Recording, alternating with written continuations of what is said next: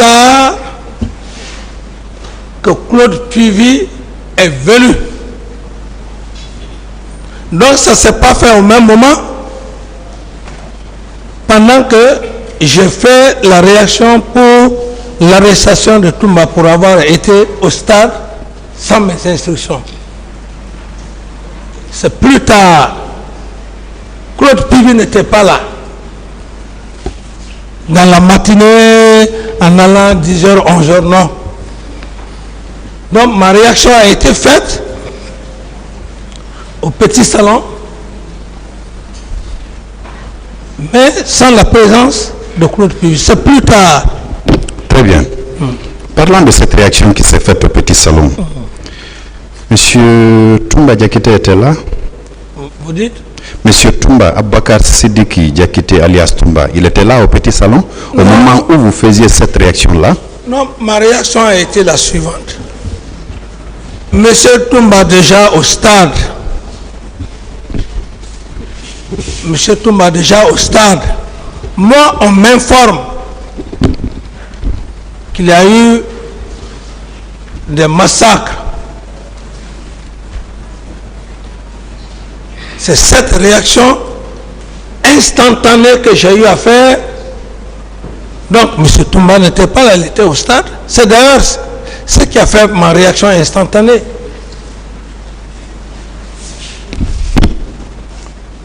Très bien. Il résulte des déclarations de même M. Abakar Sidiki Diakité alias Toumba, tenu tant lors de son interrogatoire devant le juge d'instruction qu'à la barre de ce tribunal, il y a des semaines avant, il disait que quand vous avez été informé des massacres, comme vous le dites, qui ont eu lieu au stade du 28 septembre, dans votre salon, que vous avez eu une réaction. Et il a même imité les gestes, selon lui, que vous faisiez ce jour. Il a dit, je le cite, qu'il tient ça de vous, que le pouvoir est à terre. Ils vont le regretter, allez les mater. Fin de citation. Monsieur Toumba dit qu'il était effectivement au salon, que vous faisiez des va-et-vient avec cette déclaration-là. Le pouvoir est à terre, et ils vont le regretter, parlant justement des leaders politiques, et d'aller les mater. Est-ce que vous avez eu cette réaction dans votre salon le 28 septembre, quand vous avez appris que le meeting a dégénéré et que on a tiré sur votre population? Merci, Monsieur le Président. Procureur. Merci, Monsieur le Procureur. Vous savez, d'abord, j'ai dit non, et en précisant aussi, un homme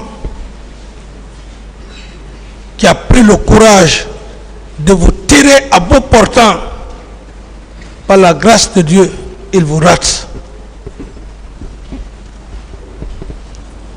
Par rapport à des allégations, est-ce qu'il va se gêner? Quelqu'un qui ne s'est pas gêné pour vous tuer. Tout ça, ça veut dire quoi, Monsieur le Président?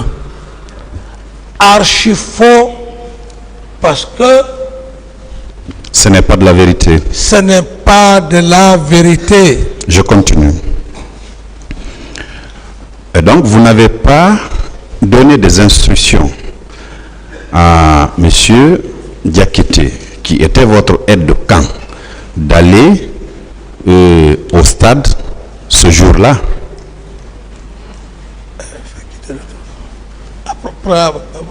Qu'est-ce que vous voulez? Non, je vais voir le procureur quand, voilà, c'est important, quand on va, voilà, lui me masque, voilà, ça me permet de camper très bien, oui. D'accord. Je reprends la question pour vous. Je demandais si donc Puisque vous dites que cette allégation-là n'est pas réelle, que vous n'avez pas tenu ces propos-là, est-ce que dans ce cas, vous avez donné des instructions à M. Toumba Diakité, qui était votre aide de camp, d'aller au stade du 28 septembre? Merci, monsieur le procureur. Monsieur Toumba Diakité a dit publiquement devant le tribunal de monsieur le président et assesseur, y compris vous-même, assesseur, que le président Dadis ne m'a pas donné des ordres. Très bien. Ensuite, le commandant de gendarmerie, M. Moussa Tchebro Kamara, à lui, avez-vous donné des instructions pour aller au stade du 28 septembre? Ce même 28 septembre 2009? Non et non, parce que la gendarmerie, les attributions de la gendarmerie, je ne m'occupe pas de ça, c'est une autre attribution quand il s'agit de manifestations. On ne s'est pas vu. Non seulement le matin. Pourquoi? Il faut que je précise. Parce que le colonel Teboro lui-même, très difficilement on se voyait. Parce que lui, à chaque matin, il ne cherchait même, on ne se voyait pas. Il sort avec ses hommes, patrouille diurne et nocturne. Donc, ce jour-là, on ne s'était pas vu. C'est quand, voilà, je laisse que vous allez poser les questions pour être en harmonie avec vous. Voilà.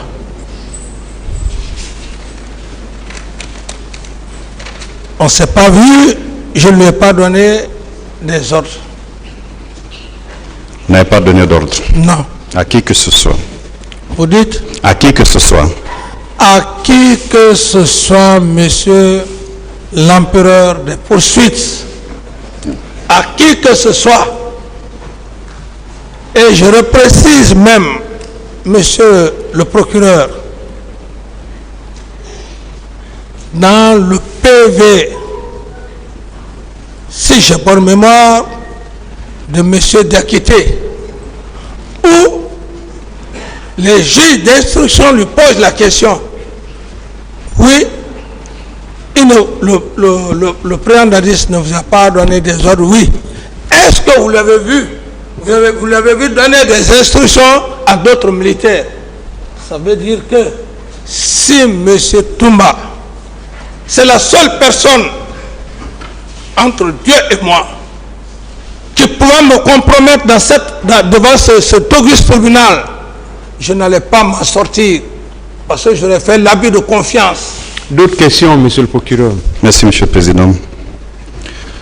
Alors, monsieur Kamara, oui. En votre qualité de commandant en chef des forces armées au moment des faits, ayant donc l'ultime pouvoir de commandement sur toutes les forces de sécurité engagées dans les massacres du 28 septembre 2009 et jours suivants, ne pouviez-vous pas faire cesser la commission des crimes ou punir les auteurs? Reformuler simplement, c'est trop technique. D'accord. Ma question, c'est de savoir, parce qu'au moment des faits, le 28 septembre 2009, vous étiez le commandant en chef des forces armées. Et vous avez appris que, tout de suite vous disiez que vous avez appris que ce sont des bérets rouges qui se sont rendus au stade du 28 septembre.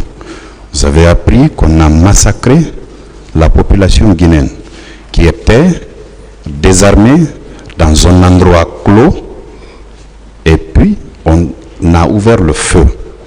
Puisque vous en étiez le commandant en chef des forces armées, quel était? Parce que vous pouviez quand même, vous aviez le pouvoir de décision en ce moment.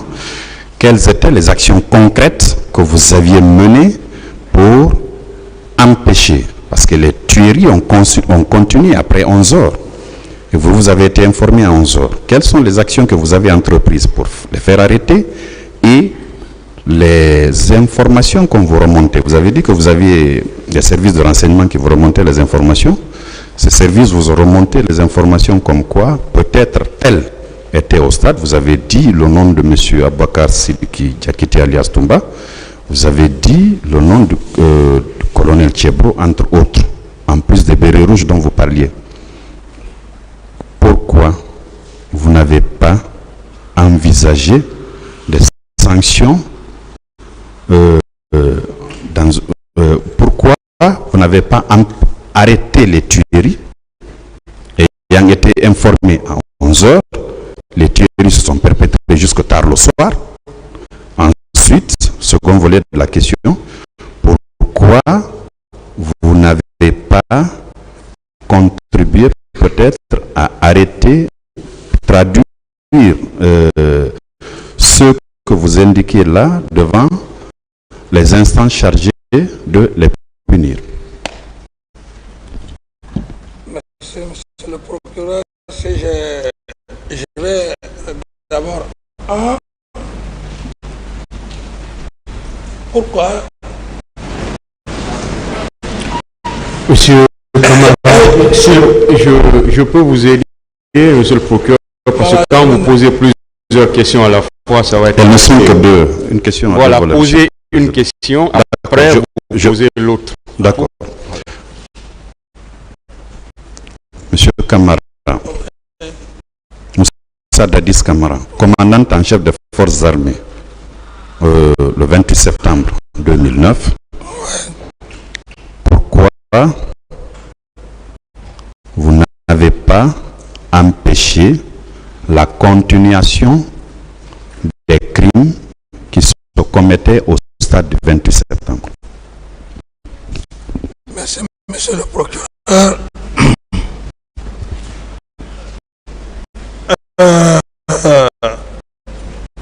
À ce que je cherche, classiquement,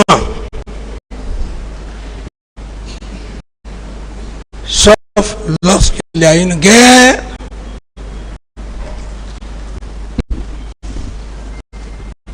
ou lorsqu'un État est en crise, qu'on peut parler d'une force d'interposition. Les événements du stade, du 28 stade, le faire, ce serait encore plus grave. Quelle unité pouvais-je dire aller empêcher pendant qu'il y a déjà des morts, pendant que ça tire? Ça allait être encore plus un carnage. Monsieur le procureur, ça ne se passe pas comme ça. Techniquement, juridiquement, on peut poser des questions. Mais dans la pratique, des manifestants qui ont décidé librement d'aller dans un stade et qu'il y ait des tirs, vous qui êtes la chef, commandante en chef des forces armées, comme vous le dites, par quels moyens ils vont calmer ces tueries? Et s'ils viennent et que les autres ouvrent le feu. Donc en somme, vous n'avez pu poser aucun acte. Pratiquement à ce niveau, ce n'est même pas. Mais classiquement que je parle, vous ne verrez pas ce chef d'État-là, pendant que des civils vont dans une stade, et qu'un groupe de militaires ouvre le feu, qu'il essaye d'envoyer. En ce moment, s'il y a problème, si il y a assez de morts, donc je ne pouvais pas le faire, et d'abord en le faisant, j'allais dangereusement compromettre la situation. Je continue. Oui. Alors, puisque vous n'aviez pu poser aucun acte, pourquoi les heures ou les jours qui ont suivi, vous n'avez pas œuvré pour que ceux qui se sont rendus au stade, que vous connaissiez déjà, soient tout au moins interpellés pour les mettre à la disposition de la justice? Pourquoi vous n'avez pas œuvré? Merci pour la question, monsieur le procureur. Après les événements du 28 septembre, j'ai tout de suite pris les dispositions pour arrêter l'élément principal qui était sous mon commandement et qui avait les hommes du régiment.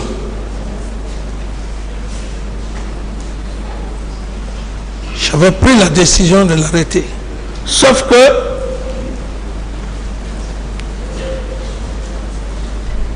il a aussitôt compris, il s'est préparé conséquemment, il s'est retranché au camp Koundara ici, et le jour où il venait me voir, quand Jeff Makambo est venu m'informer que Touma est venu, je lui ai dit, il faut qu'il soit arrêté. Il me dit, il est venu puissamment armé. Et moi-même, quand Touma est rentré dans mon bureau, il avait un parka où il avait dissimulé des grenades. C'est là où il s'est assis, je lui ai posé la question, pourquoi ta présence au stade le 28 septembre? C'est là où il a essayé de raconter tout ce qu'il voulait raconter. Bon, voilà, je suis allé, bon, j'ai sauvé les leaders, blabla, de n'importe quoi. Je ne pouvais pas l'arrêter. Vous ne pouvez pas l'arrêter? Je ne pouvais pas l'arrêter parce que il était puissamment armé. Puissamment armé. Et qu'est-ce que j'ai eu à faire? Dès que les événements se sont passés, j'ai eu conseil, j'ai fait appel aux Nations Unies et j'ai créé une commission nationale. Pourtant, le 2 octobre 2009, à la pose de la gerbe de fleurs au monument des martyrs, vous étiez avec le même Toumba Diakité, n'est-ce pas? Oui. Là, il n'était pas armé, il n'était pas muni d'une troupe là, n'est-ce pas? Qu'est-ce qui explique que tout ce temps, il ne soit pas arrêté? Merci bien, monsieur le procureur. Ce n'est pas parce que M. Touma était arrêté devant moi qu'il n'avait pas les armes et les hommes. Ce n'est pas M. Touma en personne qu'il faut voir, mais c'est ceux-là, Mangarde-là. Est-ce qu'il n'y a pas aussi des complices? La preuve. Vous allez arrêter, non? Qui vous allez ordonner de l'arrêter? C'est vous-même. Et en le faisant le 2 octobre, je dis simplement, c'est pas parce que M. Touma était derrière moi et que les gens disent qu'il était... Oui, il était derrière. Mais du moment que les dispositions étaient prises, et aussi j'avais engagé un appel au niveau de la communauté internationale et d'une commission nationale. Mais si cette voie de l'arrêté ne marche pas et que je trouve qu'en l'arrêtant il va y avoir encore beaucoup de dégâts collatéraux, Mais je préfère que la justice, la communauté internationale fasse la lumière comme d'ailleurs elle a fait, et même la commission nationale qui a été créée. Alors je me dis, Dieu merci, le fait que Dieu nous a préservés. À supposer que je tentais d'arrêter M. Toumba, comme on l'imagine maintenant, c'est parce qu'il y a M. Toumba qui est là aujourd'hui qu'on parle de procès. C'est parce qu'il y a le président Dadis qui est là aujourd'hui qu'on parle de procès. Je pense que, monsieur le procureur, l'arrêter, ne pas l'arrêter, vous devrez même aussi m'en féliciter pour ma pensée future. Autrement, m'en féliciter comment? S'il y avait accrochage et que moi-même je perds la vie, vous serez aujourd'hui à l'aise de procéder à un jugement que lui-même aussi, M. Toumba, perd la vie. Il n'aurait jamais eu ce procès-là. Je pense, à des moments donnés, Dieu inspire. Donc, l'inspiration que Dieu m'a faite aujourd'hui, on est devant vous. Je pense, monsieur le procureur, vous devrez quand même m'encourager, dire que vous avez été un homme réfléchi. C'est ça l'officier d'état-major, la conception. Monsieur le procureur, félicitez-moi. Le fait d'abord que... D'autres questions, c'est bon. D'autres questions. Merci. Monsieur Camara, pourquoi dans ce cas, vous avez pris une décision le 2 novembre 2009 de promouvoir tous les officiers et sous-officiers de l'armée guinéenne au grade supérieur? Vous dites le 2 novembre 2009.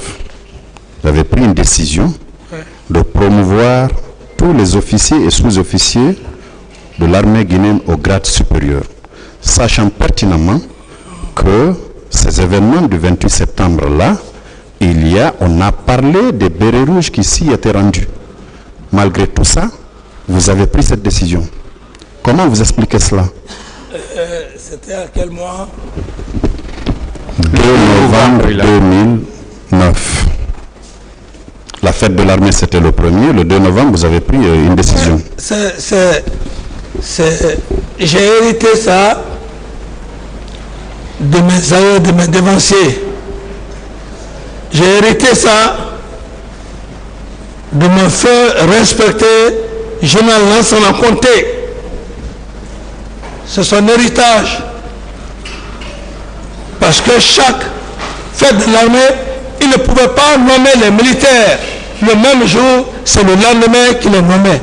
Donc, je ne peux pas venir laisser cette tradition.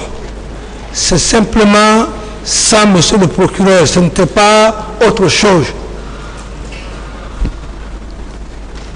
Sauf que oui, vos devanciers n'avaient pas vécu des situations tragiques à la veille de la fête de l'armée guinéenne. Vous en avez vécu. Vous n'avez pas fait de tri, vous avez procédé à la promotion de tous ces militaires-là. Merci pour la question, monsieur le procureur. Certes, les circonstances n'ont pas été les mêmes. Mais je précise encore que c'est une tradition, ça dépend du chef qui est là. Si vous voulez, vous le faites. Si vous ne le voulez pas, moi c'était juste, si vous ne voulez pas le faire, je vais lancer rencontrer que je l'ai fait. Donc, cela n'a rien à voir par rapport aux événements, parce que ce n'est pas tous les militaires qui sont partis au stade. Ce n'est pas tous les militaires de l'intérieur qui sont venus au stade à cause de certains individus.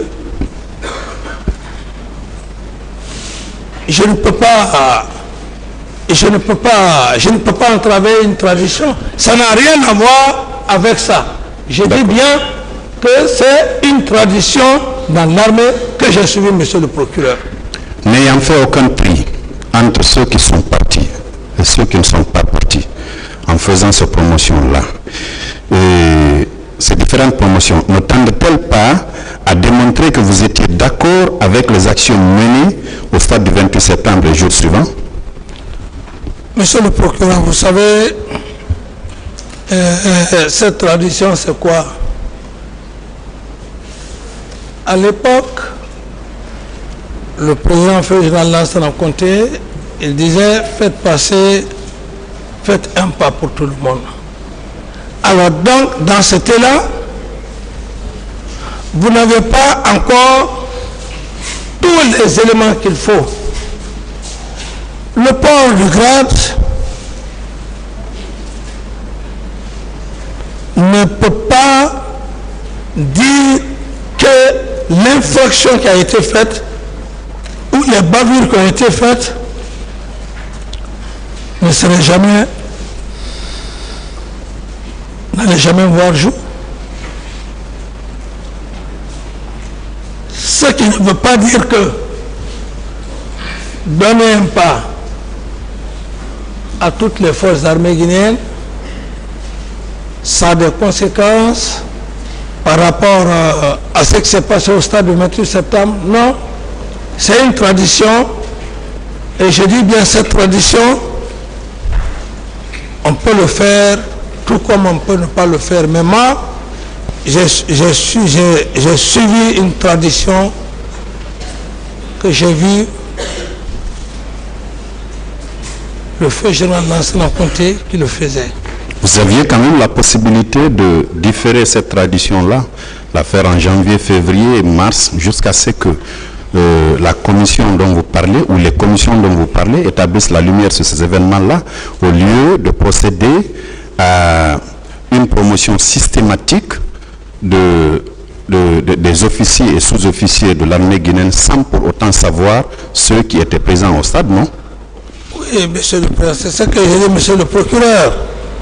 Ça pouvait être un autre mois. Mais on est des êtres humains. Personne n'est Dieu.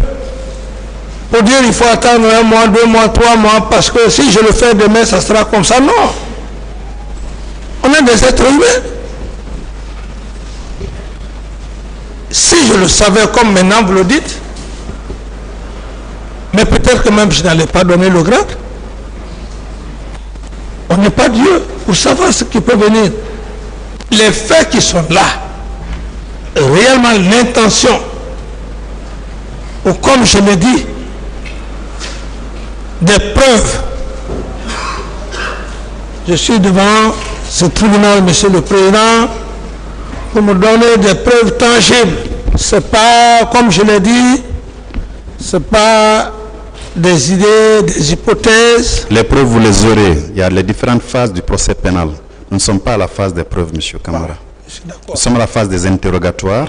C'est pour ça que vous défilez un à un devant la juridiction de jugement. On ne mettra pas la charrue avant les bœufs. D'accord?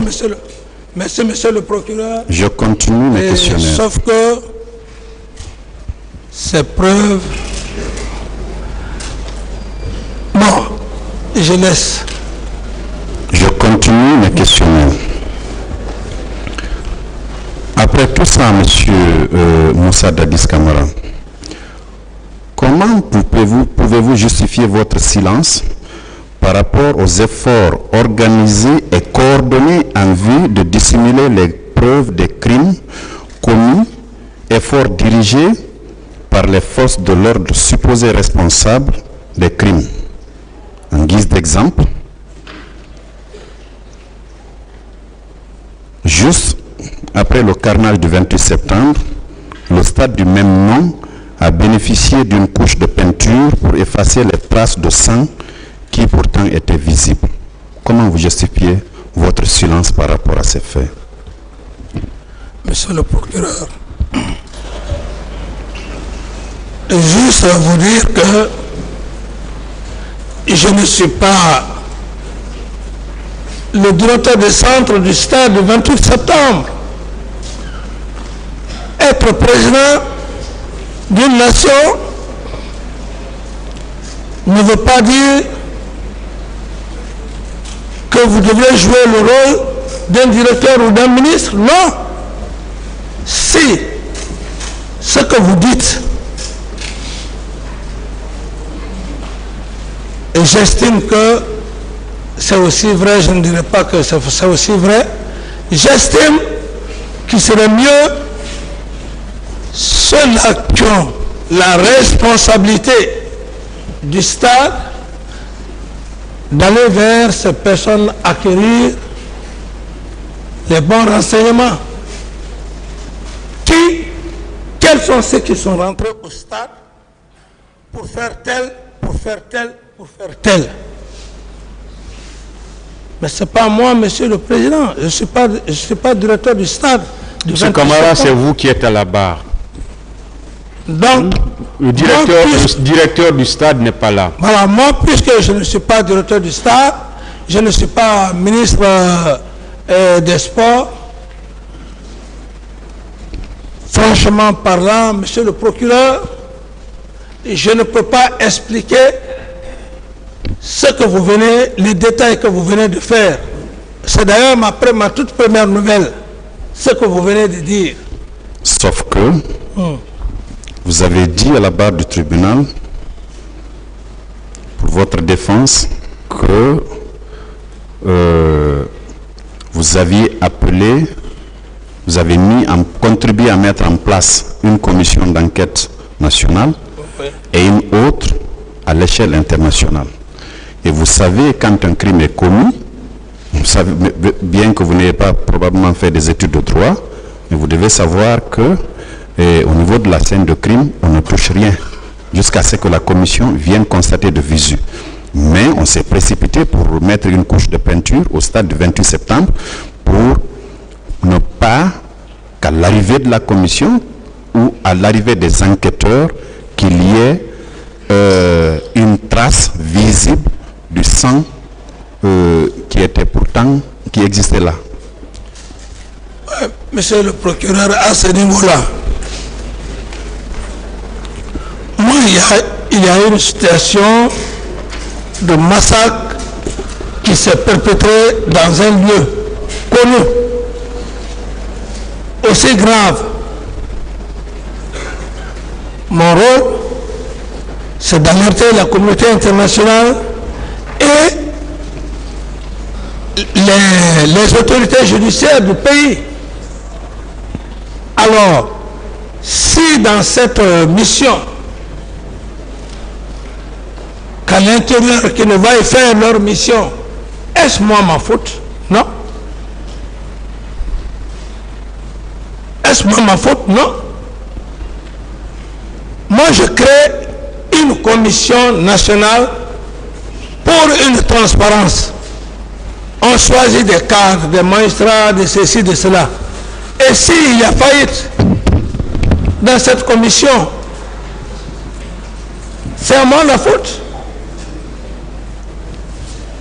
C'est comme si un chef, un directeur donne un travail à ses subordonnés.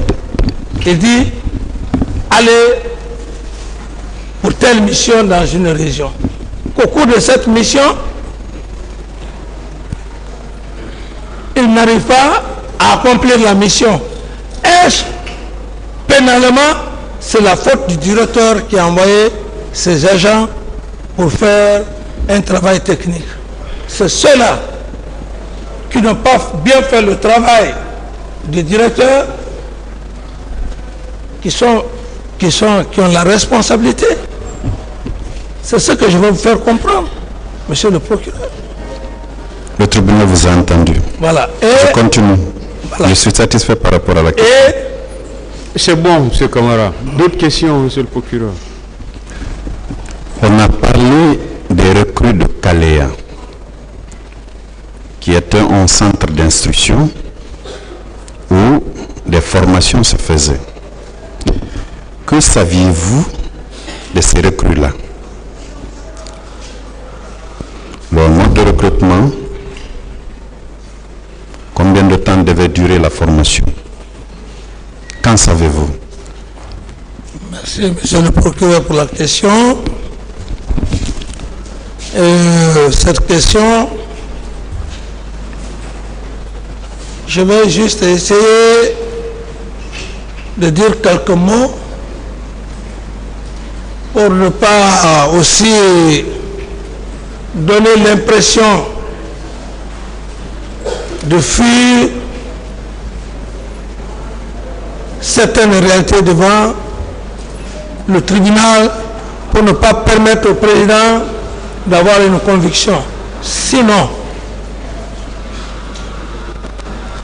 c'est le général Sekouba Konaté, et d'ailleurs, je le dis, je réitère, par rapport au recrue de Kalea, ce n'est pas le président qui fait le recrutement. Il y a un ministre de la Défense qui a charge de faire le recrutement. C'est comme un peu, peut-être ça va encore faire un peu rire les gens, c'est comme le ministre de la Justice. On dit ministre de la Justice, mais le ministre de la Justice n'est pas là, il a ses représentants ici. C'est un peu comme ça, monsieur le procureur. Le ministre de la Justice n'est pas là, mais il a ses représentants ici. Ce n'est pas lui qui fait le jugement, ce n'est pas lui qui dit faites ça, non. C'est typiquement par rapport à cette question, ce n'est pas le président qui s'en est occupé de ce recrutement. Le président Moussa Dadis Camara à l'époque a simplement dit au ministre de la Défense, si vous voulez faire un recrutement, faites au niveau de toutes les 4 régions naturelles. Donc ça veut dire que le ministre de la Défense nationale vous avait informé qu'il devait procéder à un recrutement au sein des forces armées guinéennes, n'est-ce pas? Parfait. C'est ça. On ne pouvait pas procéder à un recrutement sans pour autant que vous en étiez informé, surtout que vous étiez commandant en chef des forces armées guinéennes. Tout à fait normal, il faut être honnête. Bien. Le ministre de la Défense, s'il doit faire un recrutement, il tient à informer le président. Donc, le président donne le feu vert. Maintenant, la méthode ou la manière de recruter l'incombe. Le président dit les 4 régions. S'il a respecté, s'il ne l'a pas respecté, si vraiment sa présence va être là, il va vous dire comment il a recruté, comment il a procédé au recrutement des hommes de Kalea. Et d'ailleurs, c'est dans cette salle que je remercie d'ailleurs Dieu que M. Toumba ait dit ici que ce recrutement, un recrutement, ce n'était pas dans les règles de l'art, tout ça, mais que dans ce même recrutement, qu'il a eu des quotas et le ministre de la Défense a eu des quotas. Ce n'est pas moi qui le dis. Est-ce que le ministre de la Défense nationale... Monsieur le procureur, laissez-moi aller au bout de mes idées, c'est important. S'il est satisfait, c'est bon. J'ai besoin aussi de faire asseoir la conviction du président, c'est important. Allez-y. J'ai besoin de faire asseoir sa conviction. Allez-y, j'attends tout le temps qu'il faut. Ceci étant, c'est dans cette salle que j'ai appris qu'il y a eu 2 centres de formation. Kalea et un autre centre d'ailleurs qu'on dit Siam. N'eût été ce jugement-là, je n'allais pas savoir qu'il avait le même recrutement a eu 2 centres de formation. Voyez-vous que c'est contradictoire, ambigu. Seul le ministre de la Défense peut éclairer votre lanterne. Comment il a fait le recrutement? Quelles sont les régions où il a fait le recrutement? Quels sont les centres? Il a interné les recrues. C'est seul le ministre de la Défense, monsieur le Président. D'autres questions?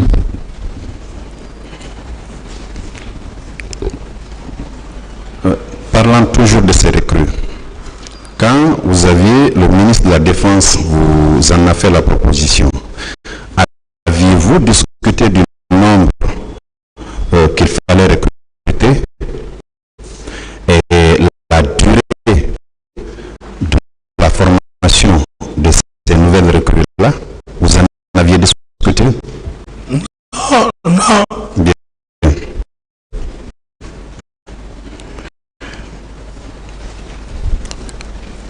Est-ce que vous confirmez que ces recrues-là étaient au stade du 28 septembre, le 28 septembre 2009? J'ai appris, à l'époque, j'avais appris des informations, mais confirmé que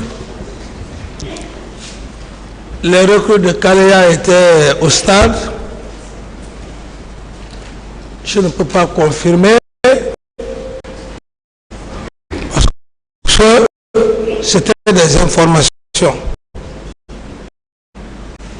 que moi j'avais appris. Mais ce qui s'est passé à Kalea, et monsieur le procureur, monsieur le président, vous pourrez même demander le directeur ou l'instructeur qui était à Calais.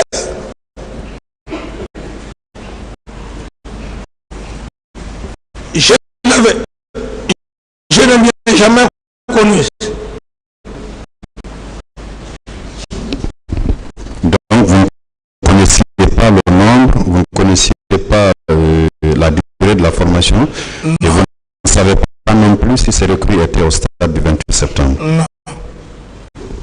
Pourtant, il a été clairement indiqué dans certains procès-verbaux que ces recrues-là étaient dans l'enceinte du camp Alpha Yaya Diallo. C'est là que vous aviez vos bureaux et c'est là que vous aviez votre domicile. Et ces recrues-là auraient quitté ce camp dans des bus arborant des tenues Chelsea et elles ont été acheminées au stade du 28 septembre. Est-ce que vous confirmez cela? Monsieur le procureur, je ne confirme pas ça. Et d'abord, si vous faites juste un transport judiciaire sur le terrain, avoir mon bureau, il n'y a pas un bâtiment qui est là,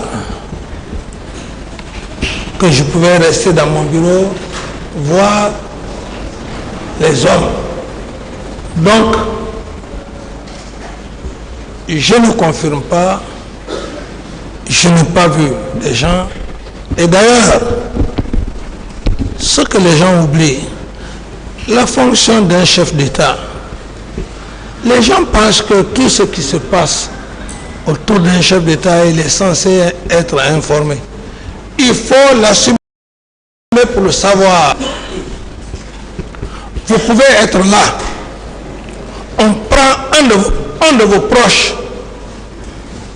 Si vous n'avez pas la chance, après peut-être 2 à 3 mois, 4 mois, on vient vous dire qu'il a trouvé la mort parce qu'il y a ceci, il y a cela, qu'on place des arguments. J'ai pris l'exemple sur le colonel Ibamassou Ibangoura et le colonel Vivas de Montoramo qui ont séjourné au camp Alpha là-bas. Pendant plus de 2 à 3 mois, je ne suis pas informé. Quelle était l'utilité de vos services de renseignement dans ce cas? Monsieur le procureur, disons... Vous étiez chef de l'État quand même. Je vais juste vous dire... Vous étiez commandant en chef des forces armées, président du CNDD, président de la transition quand même. je suis d'accord avec vous, monsieur le procureur. Je dis, il faut juste avoir la chance d'avoir des hommes de service de renseignement, des hommes qui soient honnêtes avec vous. Sinon, vous êtes cuit. Sinon, vous êtes cuit. Moi, la chance que j'ai eue, par exemple, à ce petit exemple-là, c'est Mme Nabouna, jeune Mawa, ni était elle, le colonel Vivas allait mourir en prison et peut-être on allait le tuer, même Ibn Massour et Bangoura Bis, on allait le tuer en prison. C'est grâce à cette brave femme qui est venue me voir dans le bureau. Pendant combien de mois je ne suis pas informé? Il me dit, est-ce que Abouré, tu sais que comment dirais-je, notre ami en prison. Bien. Ce sont des faits, mais les gens pensent qu'être président, alors voilà, non, c'est pas ça, monsieur le procureur. Même là où vous êtes, monsieur le procureur. D'autres questions? Merci, monsieur le président. Étiez-vous informé du pillage des commerces, des biens mobiliers, habitations, incendies de magasins, conteneurs et leur contenu perpétrés par les agents des forces de l'ordre dans certains quartiers de Conakry, tels que les quartiers de Bambeto, de Bomboli, de Amdallah et de Kouza? Vous étiez informé? Non, non. Vous n'étiez pas informé? Dans le cas de pillage, c'est quand il y a des problèmes que la presse en parle. Mais par rapport à cette question, je n'ai pas été informé de cela. Même par voie de presse? Même par voie de presse. C'est curieux. Il faut avoir juste la chance de tomber sur la presse, qu'elle en parle et que tu puisses...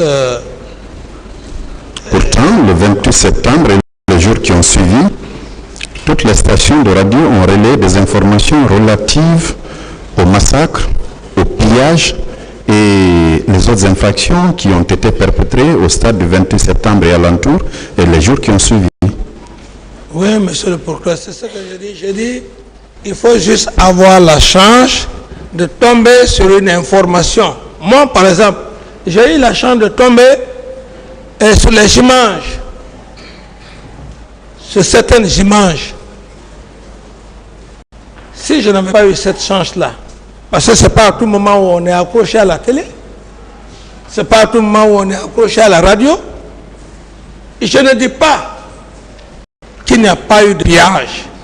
Je dis bien que je n'ai pas été informé. C'est différent de dire qu'il n'y a pas eu ça.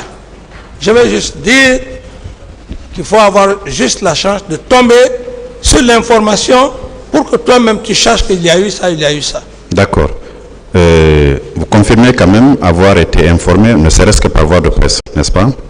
C'est ce que je dis, monsieur le procureur. Je dis bien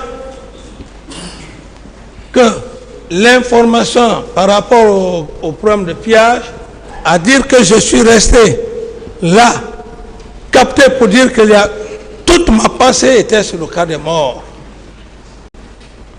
Je continue. Tout mon problème, c'était... C'est bon, vous avez répondu que vous n'avez pas été informé. Je continue.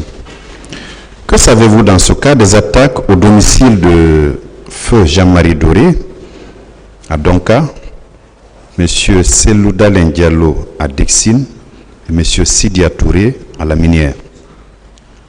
Bon, à ce niveau, c'est pourquoi je dis qu'il y a certaines informations, on peut les avoir. Ce que je sache, parce que moi-même, je l'ai vécu dans les réactions, peut-être ce jour même j'allais perdre ma vie. Le colonel Teboro, par rapport, je parle au cas de Elhadji Cellou Dalein. Je pense, bon, je ne voudrais pas parler à sa place, mais